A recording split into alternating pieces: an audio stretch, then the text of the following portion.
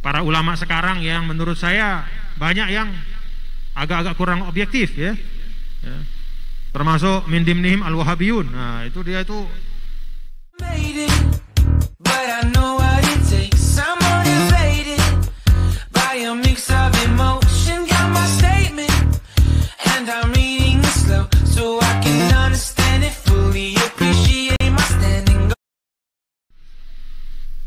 Kemudian yang kedua tentang tafsir ya. Jadi gini,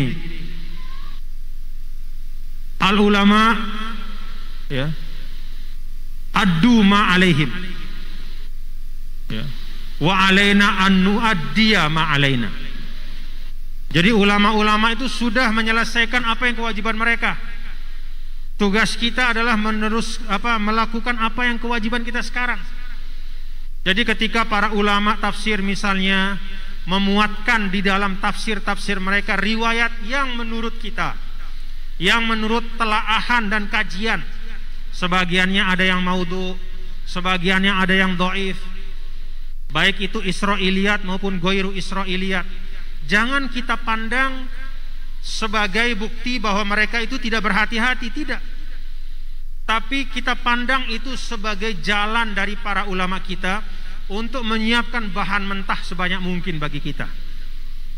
Tugas mereka al-jam'u, tugas mereka menginventarisir sebanyak-banyaknya pandangan yang ada, dimuatkan di dalam tafsir mereka.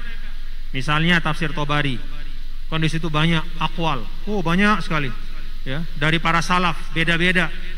Ada yang misalnya perbedaannya itu tanawu, ada yang tadot juga kadang-kadang, tapi lebih banyak tanawu, yaitu perbedaan yang bisa dikumpulkan atau bisa dicari benang merah persamaannya.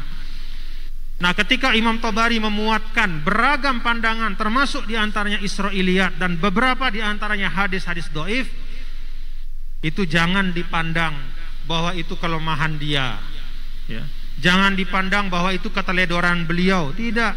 Tapi itu memang disengaja untuk merangkum semua pandangan yang ada, sehingga ulama-ulama yang datang setelah beliau bisa melakukan amaliyatut tamhis, bisa melakukan klasifikasi, bisa menguji validitasnya, bisa mengkomparasi dan seterusnya ya.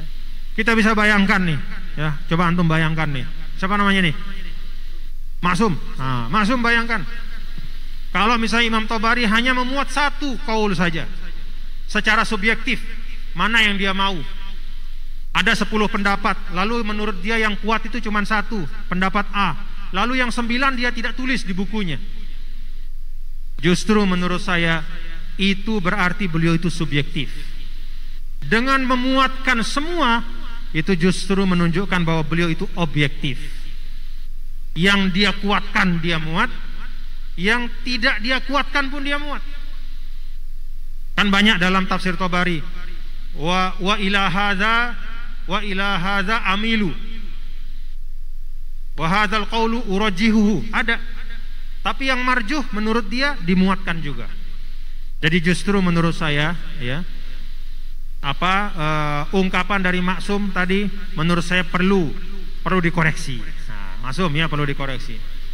Jadi ulama kita memuat beragam pandangan bukan berarti mereka tidak punya standar, bukan berarti mereka asal memuat, tidak. Tapi itu bagian dari membangun fondasi yang kokoh, memberikan kita bahan mentah selengkap-lengkapnya. Dan tadi pertanyaan kedua, kalau ulama-ulama sekarang itu lebih objektif dibanding yang dulu. Justru ulama-ulama kita zaman dulu, kalau kita lihat kitab-kitab tafsir, bahkan bukan hanya tafsir ya, kitab-kitab fikih juga, kitab-kitab tasawuf juga ya. Coba kita lihat kitab tafsir, misalnya Imam Qurtubi, dia mazhabnya Maliki, tapi apakah pendapat Imam Malik saja yang dimuat? Tidak, semua pendapat dia muat, walaupun dia mentarjih pendapat mazhabnya dia ya. Imam Qiyya al-Harrasi misalnya, di dalam kitab Ahkamul Qur'annya, apakah dia hanya memuat pandangan mazhab Syafi'i saja? terhadap ayat-ayat ahkam itu, tidak. Dia muatkan yang lain, walaupun dia tarjih dan dia kuatkan pendapat mazhab Syafi'i. Imam Ibnul Arabi dalam tafsir ayatul ahkam dia juga kan begitu. Walaupun dia Maliki, dia muatkan pendapat yang lain. Bahkan Imam Asy'ari, Imam Ahlus Sunnah wal Jamaah, coba kalau kita lihat kitabnya, Maqalatul Islamiyyin wa Ikhtilaful Musallin. Apakah pendapat yang benar saja dimuat oleh beliau? Tidak, semua pendapat ahlul firaq dimuatkan. Lalu dijelaskan apa-apa kelemahan atau kritik beliau. Dengan kata lain, kalau kita bicara tentang objektivitas, subjektivitas, saya bisa mengatakan bahwa justru para ulama-ulama kita di masa yang lalu, dalam kitab-kitab mereka justru telah berusaha seobjektif mungkin. Bahkan para ulama sekarang yang menurut saya banyak yang agak-agak kurang objektif, ya.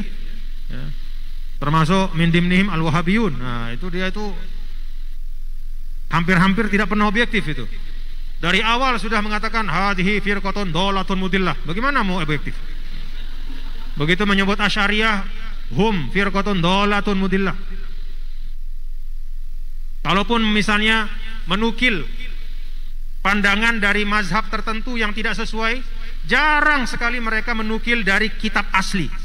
Selalu mengambil dari pandangan ulama yang satu pandangan atau satu mazhab, sehingga objektivitasnya hilang. Nah, jadi saya ingin katakan, alhamdulillah ulama-ulama kita objektif semuanya, ya, alhamdulillah. Jadi jangan khawatir, Masum, ya, sangat objektif. Kemudian yang ketiga, terakhir, apa terakhir tadi?